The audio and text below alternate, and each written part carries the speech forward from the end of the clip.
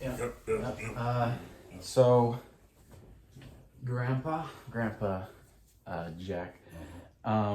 Today I will be interviewing you for my healthy lifestyles class, and basically in that class, it's kind of teaching us tips and skills that you would use in your day-to-day life. Like recently, we've learned to change a tire, and we've been learning to cook multiple dishes. And today, for this assignment, our final, we are interviewing an elder in our So I'm life. an elder now. Yes. Basically, the goal of this is to get someone nearing, the end of their life, and they can give some wisdom to us, younger people in our generation, and what are some tips and stuff and just advice you can give us. Um, and I think a good place is to start is at the beginning. Not your beginning, but probably the farthest back that we can reliably go in the family lineage without it getting wishy washy. And I think we should start with grandmother, or I guess my like great grandmother, Margaret. She came over to this country on the Mayflower, and I've done lots of research on her. I've given the family documents that we do have, and I was just wondering if there's anything that maybe I Okay. wouldn't be able to find from documents, some knowledge that is kind of word of mouth, and anything you can shed some light on there. Alright, okay. Yeah, grandma, your, my, I believe great, that sounds wrong, grandmother, um, she came over on the Mayflower, and, she was, um, she was German. She spoke almost purely. Uh, uh, she was in the. She was German, so she could almost speak exclusively German, and she knew very little English. And the little English she did know was for for business. She could say hello, hi, how are you, and um, and stuff like that. Buy one apple, or she worked on a port, the port, and she there would be English speaking travelers who would go between the places, and they would meet her, or go to her, and buy stuff from her. And she came over on the Mayflower, and she yeah, she not much is known about her. Not much is known about her besides the stuff that you have. But there is one story that I'm not sure if I've told you yet, that my grandmother told me about her, and that her father told her before that, and so on. But um, yeah, she was, before she got married to your to her husband. Um, it was the first, one of the first relationships where the the the the man took the last name of the woman.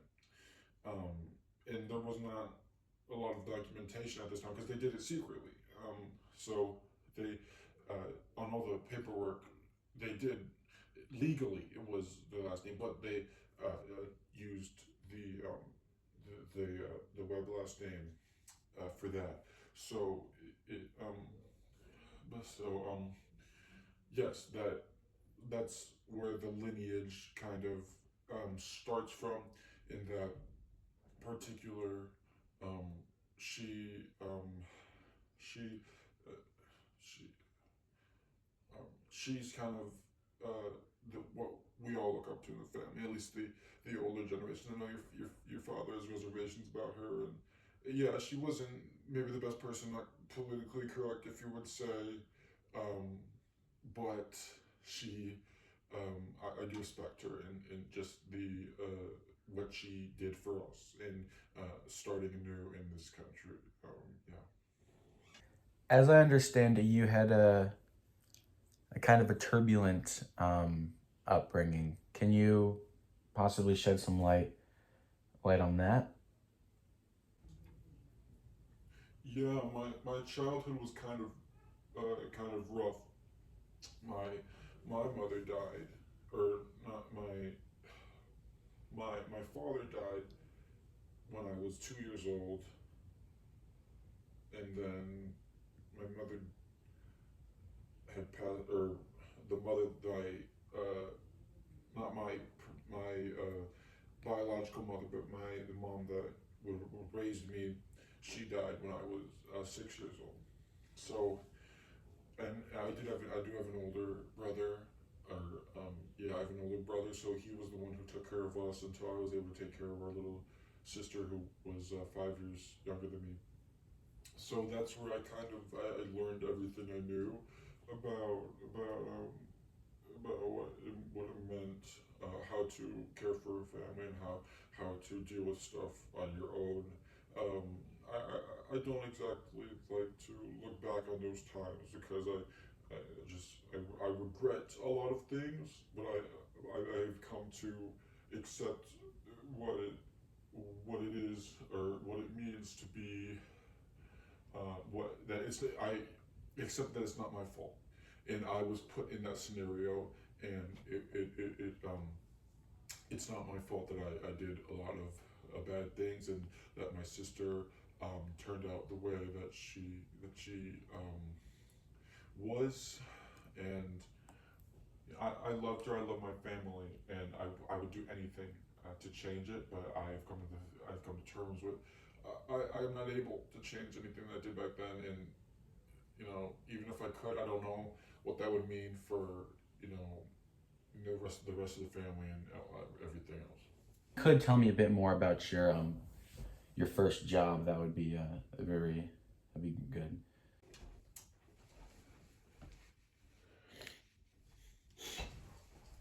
And I had to get a job at a very young age to support the family. 12 years old it was, is when I got my first official job. And yeah, a lot of stuff I don't like to think about. My first job, I worked at a steel uh, cutting fat. I'm not exactly sure what they did. I kind of a lot of that stuff is blocked out, but I was kind of a janitor there. I would clean up the steel. Definitely not a safe work environment. Looking back, definitely not safe at all. And yeah, it was very little pay because this was before minimum wage. I think I worked for a quarter an hour, which at that time, if inflated today, I believe would be around $4. Um, but yeah, yeah, that was horrible. But it got us by. It got us by, um, just for the amount of time that it needed to.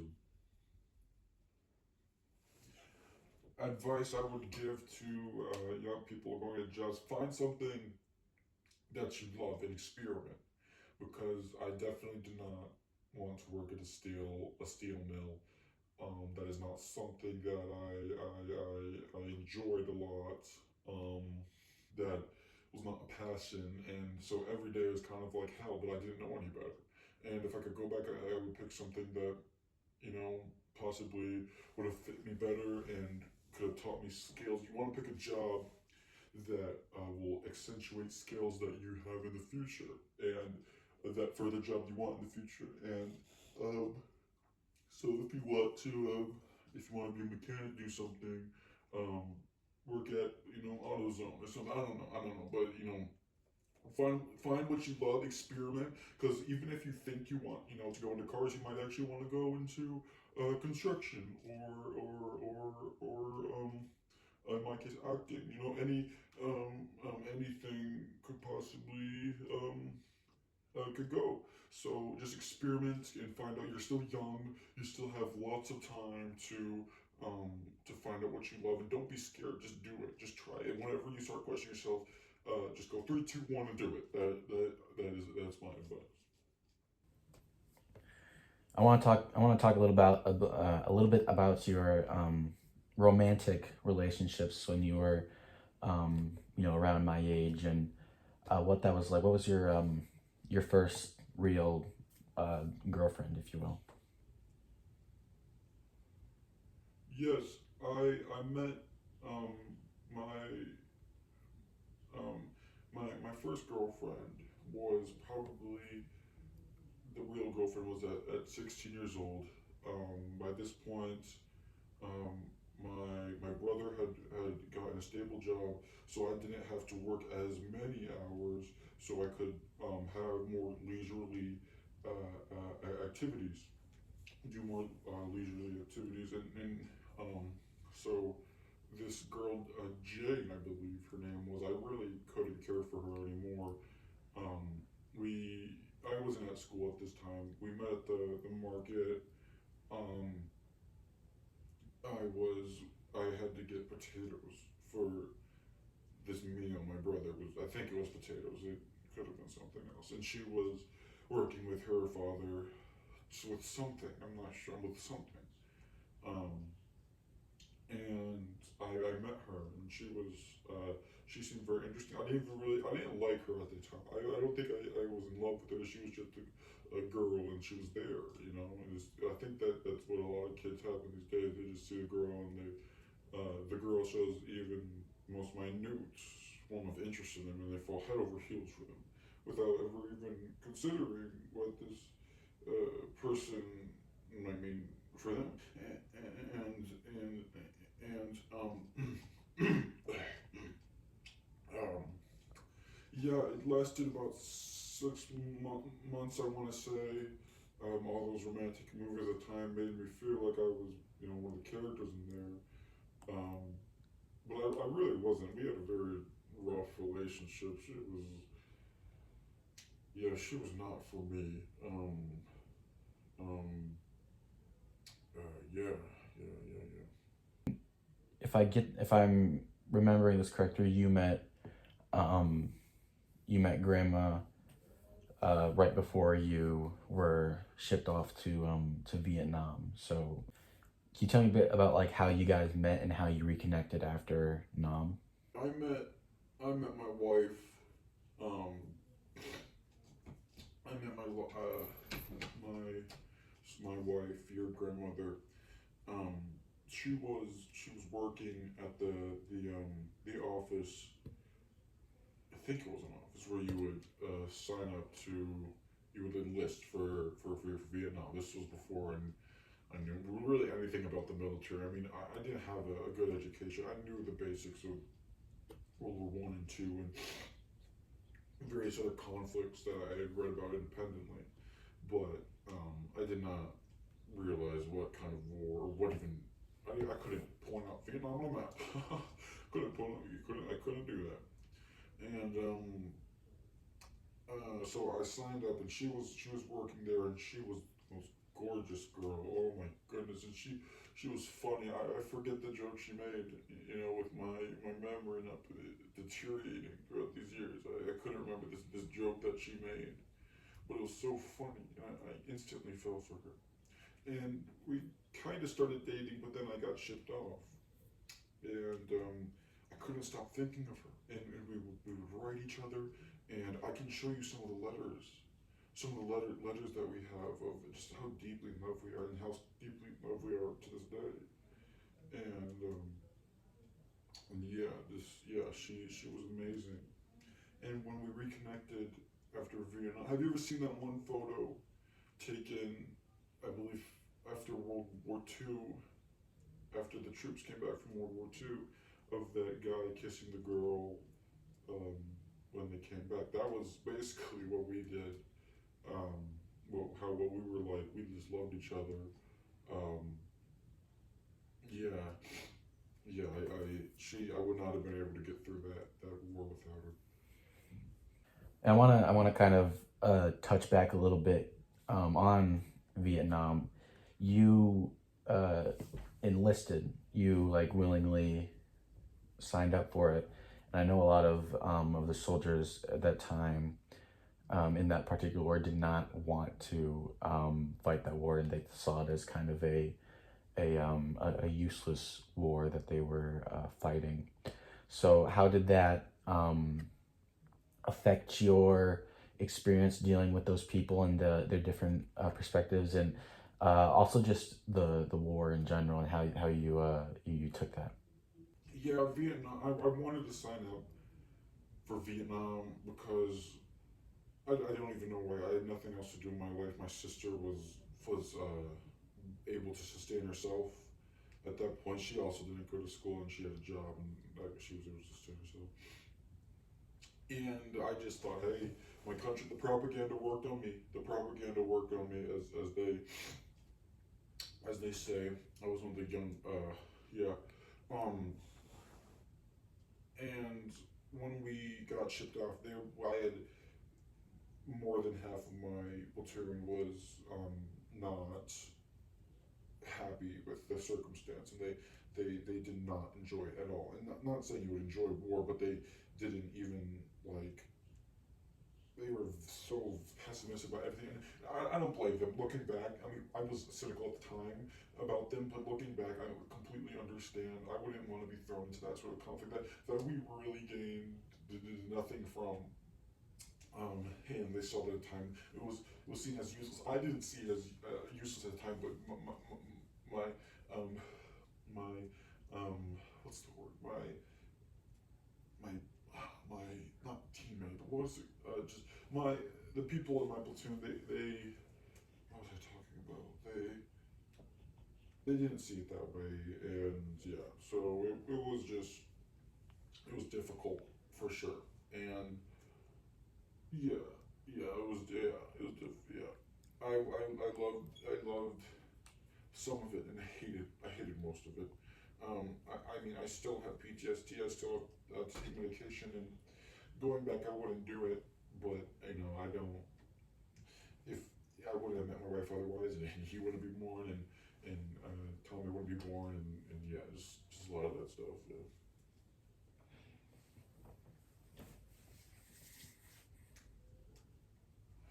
Yeah, I worked on planes most of the time. That's what I did. That was my job essentially, and I was really good at it because after I worked at the steel mill, I worked at a car shop, and not a shop, but a repair store, and um, I got really good at that. I was able to soak up information very clearly. One of the talents I got from raising my sister, and so eventually the owner he had plans, and he would teach me how to really less of teaching me, more just like he didn't want to do the work, so I would do it, and he would teach me the basics, and I would kind of learn the rest from books and other people and elsewhere, and magazines at the time, and um, um, and yeah, I became really good at that. So of course, when I enlisted, I let them know, hey, I can service planes, and I got really good at that. And I didn't really enjoy it. I didn't enjoy servicing planes or cars that much, but I was good at it. You know, that's what kind of I was good at it. I was so good. I got promoted. I kept getting promoted, and I was commanding more people and teaching more people and doing this that. And one of the things about me is I'm quite a nice person. At least I hope. I like to think I am. And I hated bossing people around. So one of the ways that I would make it up for make it up for myself is I would try playing a character.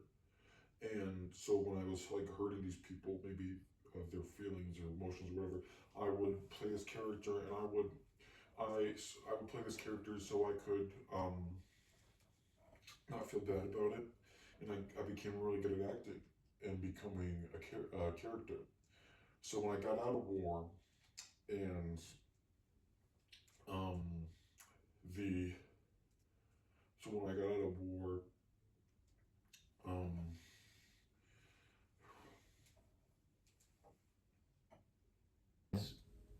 You talked about how you were a mechanic for airplanes during Vietnam, and that was your kind of uh, that's what you did. That was what you're really good at, and then that kind of transitioned into what you eventually would love later in life, acting. So what? How did that translate? Because those do seem kind of like very different fields. And then if you could speak a little bit about your acting experience. got really into acting. I got really into acting, and that the industry played very well. I was kind of there for the boom of Broadway. Not quite. Well, the boom of modern Broadway is what I would say it is. And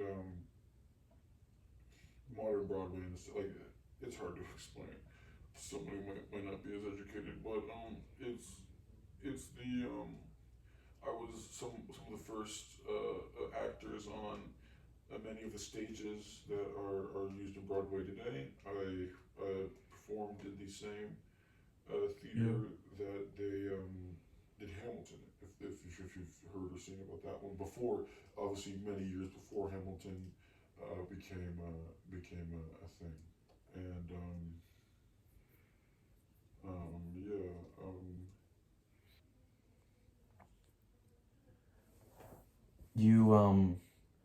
You retired quite young, um, and that is becoming a lot harder and harder nowadays. So, is there any advice you would give to someone who's trying to retire at a younger age? And what's some advice that, um, not advice, but like tell me a little bit about how retirement was and still is for you. One thing I'll say about retirement is it's not as glamorous as it might seem. When you think of retiring, especially in the traditional sense, it's mostly it's just um, it's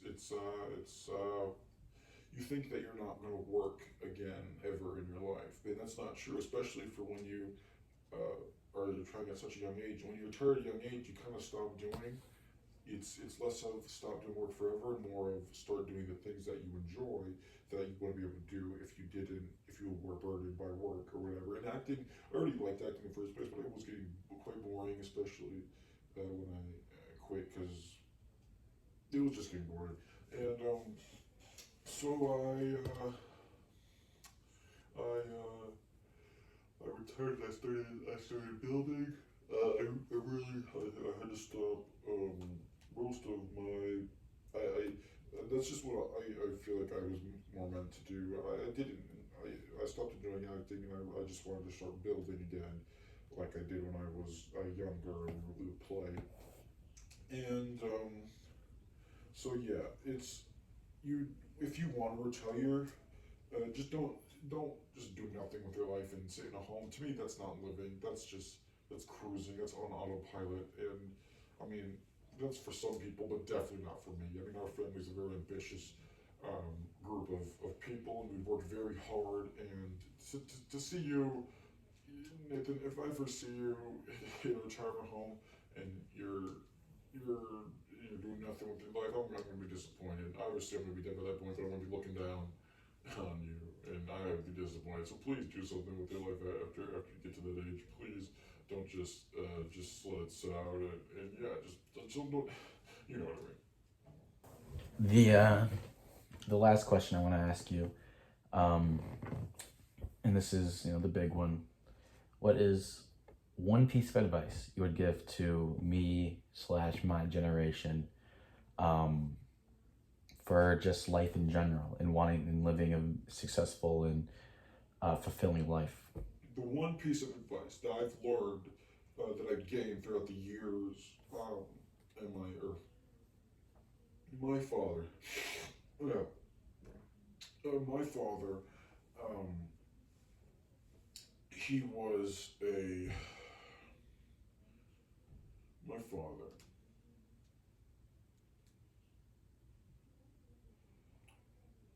my father was an amazing painter. He was amazing. You have one of his photos in your house, or I guess your father would. You have it in the house. It's above the fireplace. It's amazing. It's huge. It's amazing. It's so detailed. He had some of the his art put in the Kalamazoo Art Institution. I believe that's what it's called. A couple of years back because it was so good. It's so vibrant and amazing. And he was a great painter, but he didn't see it as something he could do professionally. And he definitely could. You know, some of the work that people do professionally is not even up to standards of what he was doing. And his biggest his biggest um, his biggest he was very great. He was very great. He was a very great painter, and my father was he was a very great painter. Um, but he didn't believe in himself. So he became many things, an accountant and apprentice, um, and he never succeeded in any of those fields. He died a very poor man, and some of that was because of the Great Depression. But most of his wealth is or lack thereof was because of he did not believe in himself, and he didn't think he could. So the moral of the story is you can fail. You can fail at what you don't want. You can fail at being an accountant or fail at being an apprentice, but you can fail at those things. So you might as well just try, and you might as well be a painter. You might as well be a comedian and do this or that because you only have so much time on this earth. And me, I'm gonna die soon. So I mean, I like to think I lived a full life, and yeah. So just try, never give up. Just try.